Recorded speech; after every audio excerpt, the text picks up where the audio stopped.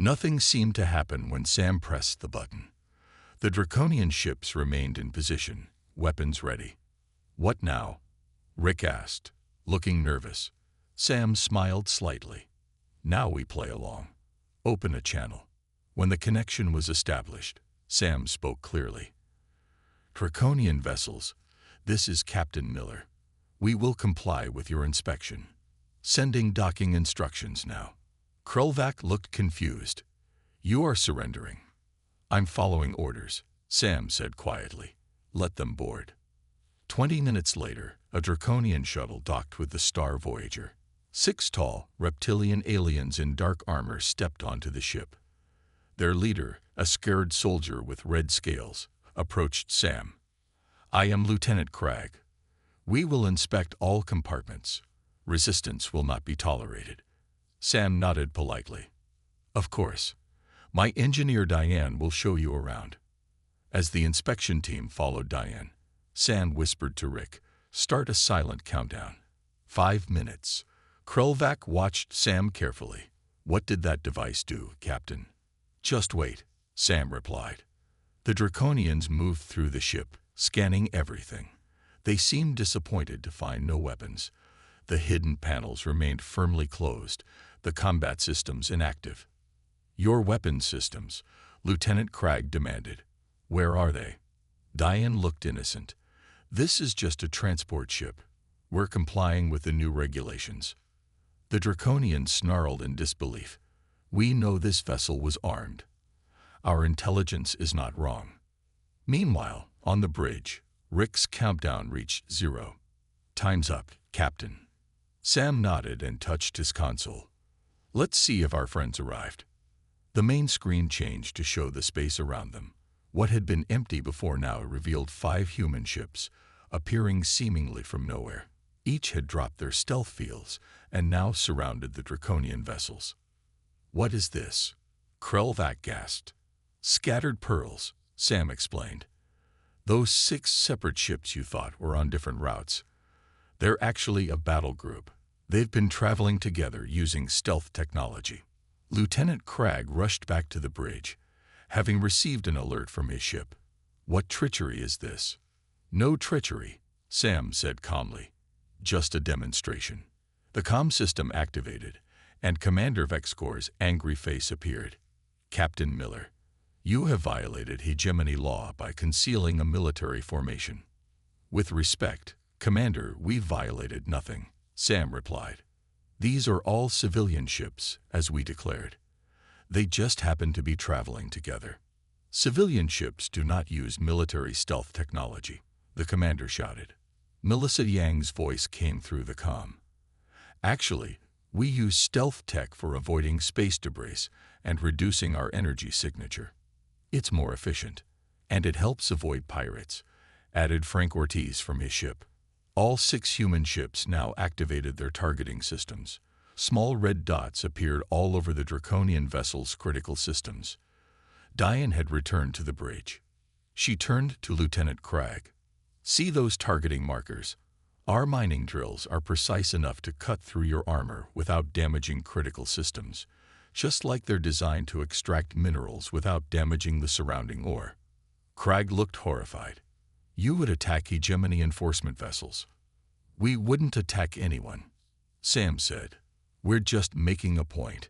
You surrounded what you thought was a lone civilian ship. We're showing you why that's not a good idea." Krulvac stepped forward. "Lieutenant Cragg, Commander Vexcor, I am witnessing this as an official hegemony observer. The human vessels have not fired, merely demonstrated their capabilities." The standoff continued for long minutes. Finally, Commander Vexcor spoke again. "Withdraw your targeting systems, and we will withdraw our inspection team." "Deal," Sam said. He signaled the other ships, and the red targeting dots disappeared. As the Draconians left the Star Voyager, Lieutenant Cragg paused at the airlock. "This is not over, human." "It could be," Sam replied. "If your people recognize that we're not a threat unless threatened." When the Draconian ships departed, Krulvac turned to Sam. "That was a dangerous gamble, Captain."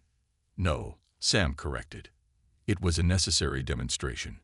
Now their leaders will understand something important. What is that? Krelvac asked. That humans don't separate our ships into civilian and military the way they do, Sam said. Every human ship is both, when it needs to be. None of them noticed the small device left behind under the table, still recording everything they said. 2 days later, Sam met with Admiral Garcia and Kate Nelson in a secure room deep inside Earth's Space Command Center. The walls were plain metal, with no windows and only one door. The situation has gotten worse, Garcia said without greeting. The Draconians have issued an ultimatum. Sam sat down heavily. What kind of ultimatum? Kate showed him a message on her tablet. They demand that all human civilian ships disarm within 30 days. Any armed civilian vessel will be banned from hegemony trade routes. That would kill our outer planet commerce, Sam said. No captain would take a ship out there without defenses. Exactly, Garcia agreed. Which is why we think this isn't about safety at all. The Draconians want to limit human expansion. Kate pulled up a star map on the wall screen. Intelligence suggests the Draconians have been pushing for a stronger military presence in the hegemony for years. Our arrival makes a good excuse, and our armed merchant fleet scares them, Sam added. Or offers an opportunity, Garcia said. They can use us to push their military agenda. Sam studied the map.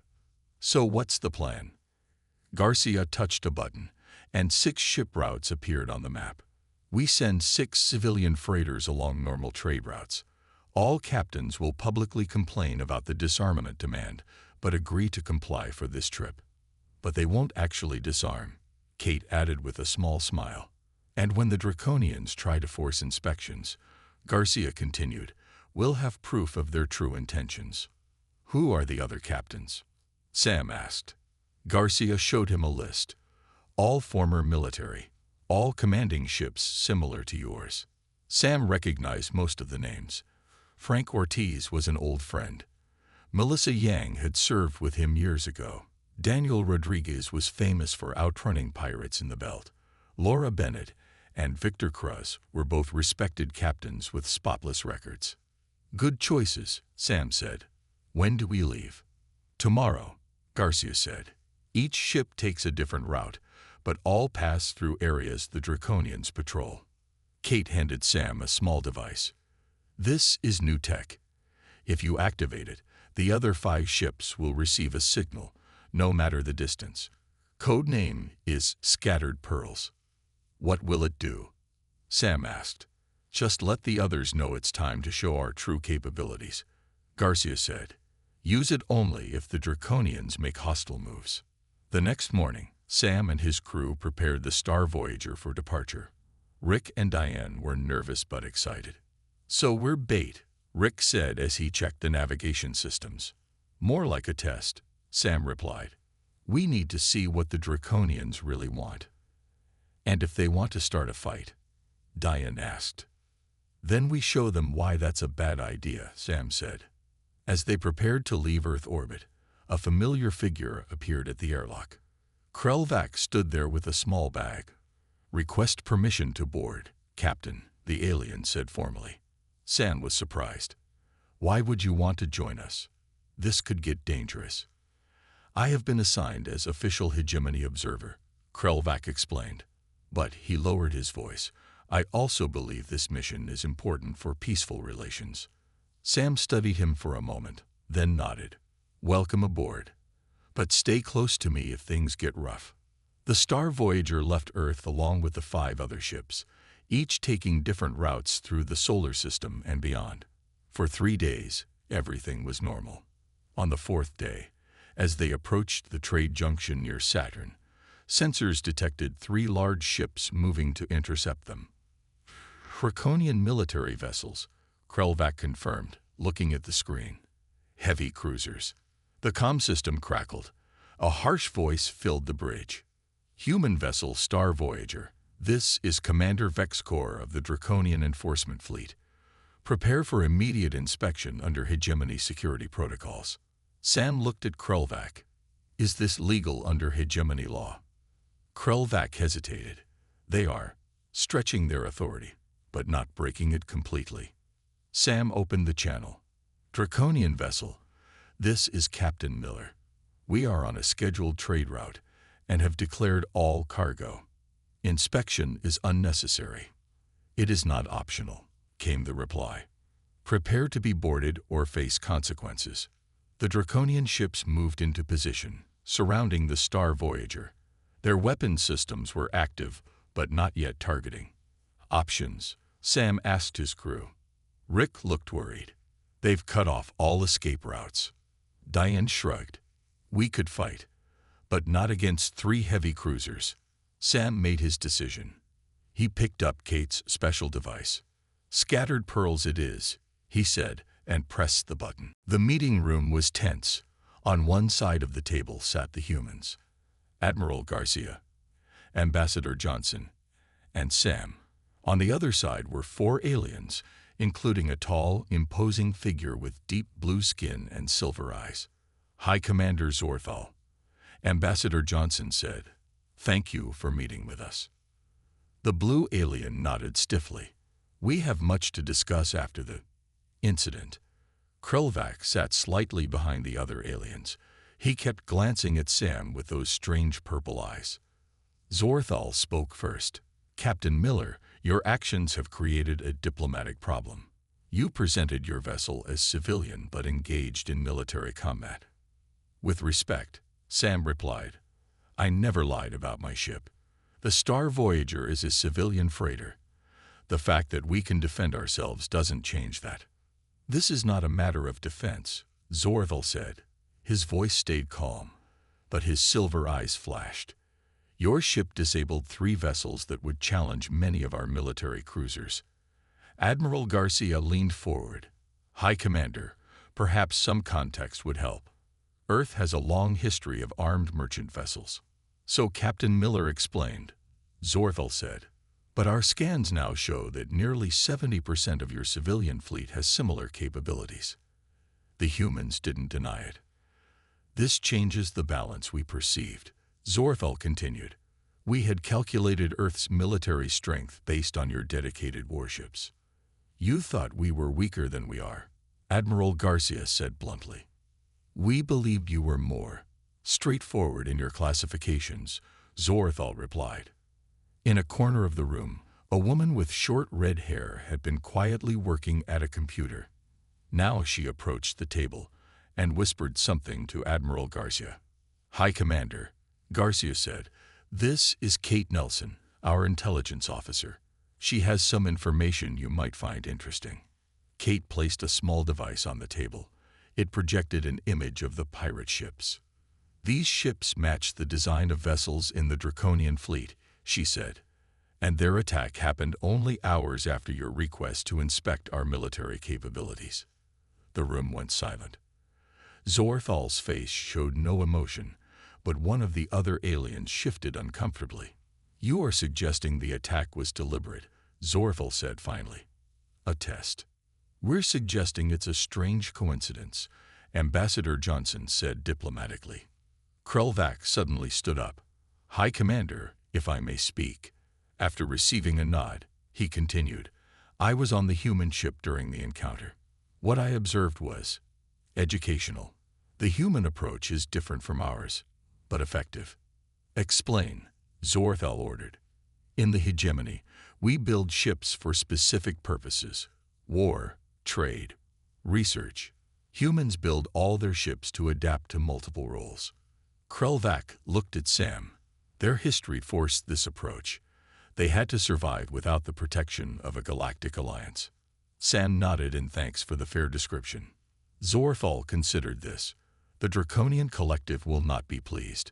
They already view humans as potentially dangerous. Because we can protect ourselves, Sam asked. Because you blur the lines between civilian and military, Zorthal answered. It makes you unpredictable. Ambassador Johnson spoke carefully. Perhaps what's needed is a new understanding between our peoples. Earth has never sought conflict with the hegemony. Krelvac had moved to a screen on the wall. With permission, I've been researching human history. He displayed images of old Earth ships. This is a merchant ship from their age of sail. Note the gun ports. And this is a modern cruise ship, a pleasure vessel, with what they call defensive measures built in. Kate Nelson nodded. Earth learned these lessons through hard experience. Zorthal stood up suddenly. This meeting is concluded for now. The Hegemony Council will discuss what we have learned. But I must warn you, the Draconian Collective has already called for restrictions on human vessels until they meet our standard classifications. After the aliens left, Admiral Garcia turned to Sam. Well, that could have gone worse. What happens now? Sam asked. Now, Kate Nelson said, we wait for their decision, but we should prepare for the Draconians to push for inspections or disarmament. Sam shook his head. No captain I know will give up their ship's defenses. Ambassador Johnson looked tired. Then we may have a problem, because I don't think the Draconians will accept armed merchant ships traveling through their territory. We need to know more about their intentions, Admiral Garcia said. Captain Miller, how would you feel about another mission? Something a bit more diplomatic this time, if it means keeping our ships the way they are, Sam replied. I'm in. The pirate ships grew larger on the view screen. They were black with red markings, their weapons already pointing at the Star Voyager. Last chance to turn back, Krelvac said. Those are military-grade weapons. Sam ignored the warning. Diane, are we ready? All systems go, Captain, she replied with a smile that made Krelvac nervous. Rick, bring us around to face all three ships, Sam ordered. And now. Sam hit a button on his chair. The ship shuddered, and suddenly the Star Voyager was transformed. Hidden panels across the hull slid open, revealing rows of missile tubes and energy cannons. Lights that had seemed decorative now glowed with targeting lasers. What is happening? Krelvac gasped. Full combat mode, Sam explained. We only use it when we have to fight. The pirate ships noticed the change. They started to turn, trying to bring their main weapons to bear. Too late, Sam said. Diane, target their engines. Rick, evasive pattern Bravo. The Star Voyager moved with surprising speed for a freighter, dodging the first volley of enemy fire. Then Diane fired back. 6 missiles shot from the cargo section, each trailing blue fire. The pirates tried to shoot them down, but 4 missiles hit their targets. 2 pirate ships spun out of control, their engines damaged. How? Krelvac could barely speak. Those are military-grade shields. And those were mining charges, Diane said with a grin. Designed to break up asteroids. Turns out, they work on ships too. The third pirate ship turned to flee. Sam wasn't having it. They attacked civilians, he said. Rick, pursuit course. Diane, disable their engines but leave life support intact. The Star Voyager chased the pirate ship, moving faster than Krelvac thought possible. Diane fired again, this time with energy weapons that cut through the pirates' rear shields and sliced into their engine section with surgical precision. Perfect shot, Sam said. The pirate ship drifted, powerless. Sam opened a communication channel. Attention pirate vessel. This is Captain Sam Miller of the Earth freighter Star Voyager. Your engines are disabled, and your friends are hurt. Surrender now, and we won't have to get serious. There was silence for a moment. Then a harsh voice answered. What trickery is this? You are a transport ship. How do you have these weapons? Sam smiled. I told you. We're a freighter. Just one that doesn't like pirates. The pirates surrendered. Sam contacted the research outpost to make sure everyone was safe. They reported no deaths but some injuries and damage to the station. Krelvac watched all this with growing confusion. When things calmed down, he approached Sam. I do not understand. In our records, Earth's military ships are much less powerful than these pirate vessels. Yet your freighter defeated 3 of them easily. Sam leaned back in his chair. Our military ships are built to fight wars. These freighters are built to survive alone in dangerous space. But why hide these capabilities? Krelvac asked. We didn't hide anything, Sam said. You asked to see a civilian ship, so we showed you one. This is a civilian ship, with military-grade weapons, armor, and tactics, Krelvac pointed out. History lesson, Sam said. On Earth, merchant ships were often armed, especially during the age of sailing ships. Pirates were a big problem back then too. So all your civilian ships can fight like warships? Krelvac asked. Not all, Sam admitted. But most ships that travel to the outer planets can defend themselves. It's just common sense. Diane joined them, wiping engine grease from her hands. Earth learned the hard way that separating civilian and military ships just makes the civilians targets. Krelvac stared at the disabled pirate ships on the screen. The hegemony will find this very concerning. Why? Sam asked. We just stopped pirates that your people couldn't catch. Because, Krelvac said slowly, if your civilian ships are this powerful, we can only imagine what your actual warships can do. Sam and Diane exchanged looks but said nothing. A new message came through. It was from Earth Central Command. And it wasn't good news. Captain Miller, this is Admiral Garcia. The Hegemony High Command is requesting an emergency meeting about the incident at Ganymede. Return to Earth immediately. Sam sighed. Well, I guess the secret's out now. What secret? Krelvac asked. That humans don't build ships for show, Sam replied. We build them to survive. Sam turned to his crew. Rick, plot the fastest course to Ganymede. Diane, prepare the engines for maximum burn. The aliens watched with growing interest as the crew jumped into action. Krelvac stepped forward. Captain Miller, this is a civilian vessel. Surely you should wait for proper military response. Sam checked his displays before answering. People are in danger. We're the closest ship that can help. But you have no weapons, said the blue-skinned alien. Sam and Diane exchanged quick glances. We'll figure something out, Sam said. You three should probably head back to your shuttle. This might get dangerous. Krelvac surprised him by shaking his head. I request permission to stay and observe. This is a valuable learning opportunity about human crisis response. Sam didn't have time to argue. Fine, but stay out of the way. As the other two aliens left, Ambassador Johnson called on the secure line. Her face looked tense on the small screen. Captain Miller, we just got word about Ganymede. The High Command wants to send their warships, but they'll take 10 hours to get there. We can make it in 6, Sam replied. Johnson lowered her voice. You understand what this means. If you go, they'll see. I know what they'll see, Sam said. But there are 50 people on that outpost. Johnson nodded slowly. Do what you have to do, Captain. Just remember, you'll be showing our hand earlier than planned. The call ended, and Sam found Krelvac staring at him with those strange purple eyes. Your ambassador seemed concerned, the alien said. Just diplomatic stuff, Sam replied, then hit the ship-wide comm. All crew, battle stations. This is not a drill. Krelvac's expression changed as the bridge transformed around them.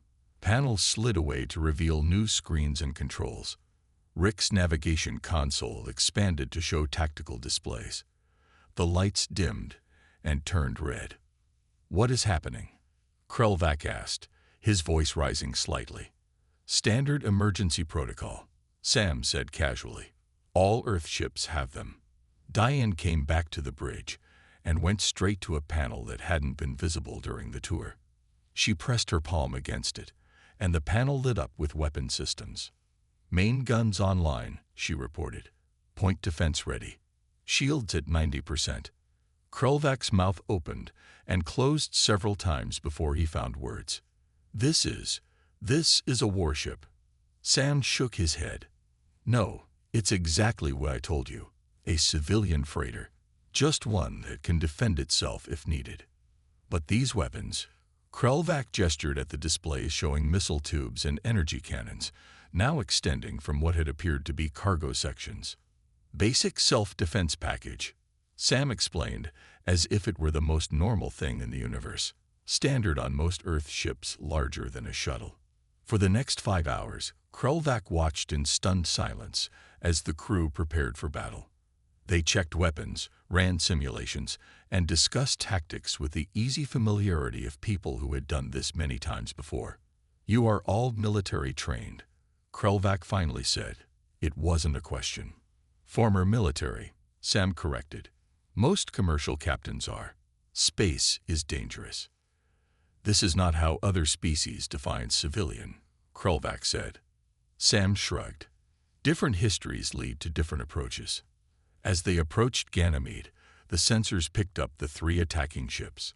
They were sleek, clearly designed for combat, with weapons far more advanced than Earth's best military vessels. Pirates, Krelvac identified them. Outcasts from the Draconian collective. Their vessels are built for raiding. You cannot hope to defeat them with a freighter. Sam smiled for the first time since the alert. "Watch us." He turned to his crew. "Rick, approach pattern Delta. Keep the main cargo hold facing away from them. They don't need to see the surprise early. Diane, charge all systems, but keep them cold until my mark." Krelvac moved closer to Sam. "I do not understand. In the hegemony, civilian means unarmed. Military means armed. Your distinction seems fluid." Sam's eyes stayed fixed on the approaching pirate ships. "Human history is full of wars, Krelvac. We learned long ago that clear lines between civilian and military just made the civilians easy targets, so we blurred the lines. The pirates noticed them and sent a warning message to stay away." Sam ignored it and continued his approach. "This is madness," Krelvac whispered. "They outgun you 3-1. "Maybe," Sam said, his finger hovering over the weapon's release. "But they think we're helpless. And in my experience, that's the deadliest mistake you can make when dealing with humans." The day the aliens arrived, Sam Miller was hauling fertilizer to Mars. His ship, the Star Voyager, was halfway between Earth and the Red Planet when every screen on the bridge lit up with the same message. Sam read it twice, not believing his eyes the first time. "All vessels, this is Earth Central Command. Unknown objects have entered our solar system. They appear to be ships. They are not ours. Stand by for further instructions." Sam looked at Rick Simmons, his navigation officer. Rick's face had gone pale. "You think it's really happening?" Rick asked. "First contact." Sam nodded slowly. "Looks that way." Diane Powell, the ship's engineer, rushed onto the bridge. Her dark hair was messy, and her eyes were wide. "You guys seeing this?" Before anyone could answer, the screens flashed again. This time, it wasn't a text message but a video. A tall, blue-skinned creature with 4 eyes stood in what looked like a control room. When it spoke, its words were translated into English text at the bottom of the screen. "People of Earth, we are the Galactic Hegemony, a peaceful alliance of 7 species. We come to welcome you to the greater community of spacefaring civilizations." For 3 days, Sam and his crew watched the news like everyone else in the solar system. The aliens had sent 7 ships, 1 from each of their species. They parked them near Earth's moon and waited while Earth's nations scrambled to form a united response team. On the 4th day, Sam got direct orders. The Star Voyager was being redirected to Earth. His ship had been selected for alien inspection, along with Earth's newest military destroyer. "Why us?" Diane asked as they changed course. "We're just a freighter." Sam shrugged. Maybe they picked ships at random. Or maybe someone thought showing them a regular working ship would be good diplomacy. When they docked at the space station, Sam was met by a serious-looking woman in a formal suit. "Captain Miller, I'm Ambassador Lisa Johnson. You've been briefed on your role." Sam nodded. "My ship gets inspected tomorrow. I show them around. Answer questions. Be friendly." Lisa lowered her voice. "These aliens seem peaceful, but we don't know their true intentions. They've asked specifically to see our military capabilities. Admiral Garcia, and I think it's best if we appear less prepared than we are." Sam understood immediately. It was an old sailor's trick. Never show your full hand to strangers. The next morning, 3 aliens boarded the Star Voyager. One was tall with blue skin, another short with scales, and the third looked almost human except for purple eyes and 6 fingers on each hand. "I am Junior Science Officer Krelvac," said the almost human one. "We are grateful for this opportunity to learn about human vessels." Sam smiled and extended his hand. "Sam Miller, captain of this rust bucket. She's not much to look at, but she gets the job done." Krelvac looked confused by the handshake, but carefully copied the gesture. "Your modesty is unnecessary, Captain. Our scans show your vessel has impressive capabilities for, what was your classification? A civilian freighter." Sam kept his smile steady. "Just a regular transport ship. We carry cargo from point A to point B." Krelvac tilted his head. "Yet your hull is reinforced beyond what seems necessary for simple transport." "Space is dangerous," Sam said casually. "Micrometeorites, radiation, the occasional pirate. Better safe than sorry." As the tour continued, Sam could tell the aliens were puzzled by many features of his ship. They lingered at the extra power couplings, the reinforced bridge, and especially at the cargo bay with its unusual mounting brackets. "And these connections?" Krelvac asked, pointing to what any human spacer would recognize as weapon hardpoints disguised as cargo attachments. "For securing special containers," Sam explained. "Some cargo needs extra stabilization." Their questions might have continued, but suddenly the ship's comm system came alive. "Emergency broadcast to all vessels. The research outpost on Ganymede is under attack. 3 unidentified ships are firing on the station. Any nearby vessels, please respond." The aliens looked to Sam, clearly expecting him to ignore the call. After all, he was just a civilian freighter captain. Sam hit the comm button. "This is Captain Miller of the Star Voyager. We can be there in 6 hours if we burn hot." When he turned back to his visitors, their expressions had changed. Confusion, surprise, and in Krelvac's purple eyes, the first glimmer of understanding. A week later, Sam stood in a large meeting hall on the Hegemony Central Station orbiting Jupiter. The room was filled with representatives from all 7 alien species, along with a small group of humans led by Ambassador Johnson. High Commander Zorthal called the meeting to order. His silver eyes swept the room. "We are here to resolve the incident between human vessels and Draconian enforcement ships," he announced. "Both sides will present their case." The Draconian leader, a large reptilian with black scales and gold markings, spoke first. His name was Supreme Enforcer Drex, and he looked angry. "The humans concealed a military battle group within civilian shipping lanes," he said, his voice deep and threatening. "This proves they cannot be trusted. All human ships must be classified properly and disarmed if they claim civilian status." Sam noticed Krelvac sitting with a group of aliens in white robes. The purple-eyed alien nodded slightly to Sam, then stood up. "As the official observer during the incident, I must correct some facts," Krelvac said. "The human ships never fired. They merely demonstrated their capabilities after being surrounded and threatened." "Threatened," Drex hissed. "We were conducting legal inspections."